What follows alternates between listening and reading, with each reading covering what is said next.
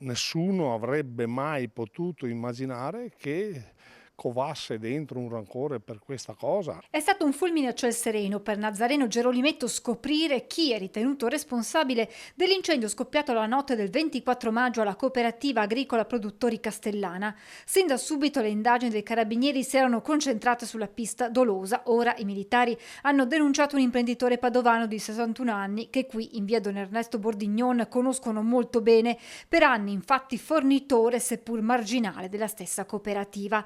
Poi a maggio la collaborazione si era interrotta, da qui un malumore crescente che avrebbe portato al gesto. Era comunque marginale, non strategico per la nostra cooperativa. Abbiamo interrotto il rapporto, ne abbiamo parlato con lui, abbiamo interrotto il rapporto per motivi non legati alla qualità del prodotto, forse qualche negligenza, ma niente di più.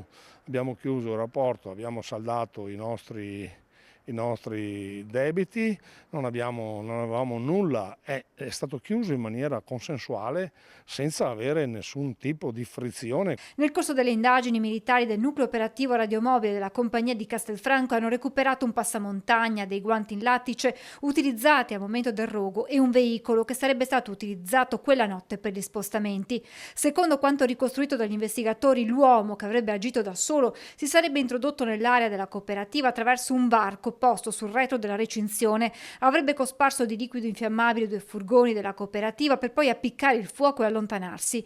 Le fiamme avevano completamente distrutto i 2 mezzi, propagandosi successivamente ad un magazzino comunale adibito a deposito di materiale per lo storico palio e alla copertura dell'edificio, interessando anche un impianto fotovoltaico da 100 kW andato completamente distrutto. Credo che andiamo oltre i 400.000 euro di danni. Per noi è un danno abbastanza importante, anche se, ripeto, siamo riusciti a mantenere la continuità dell'attività davvero interrompendo per sole 24 ore. Cooperativa e supermercato che non si sono mai fermati, accantonati invece per ora alcuni progetti futuri. Noi avevamo idee per progredire, adesso ci siamo fermati perché dobbiamo ripristinare quello che avevamo.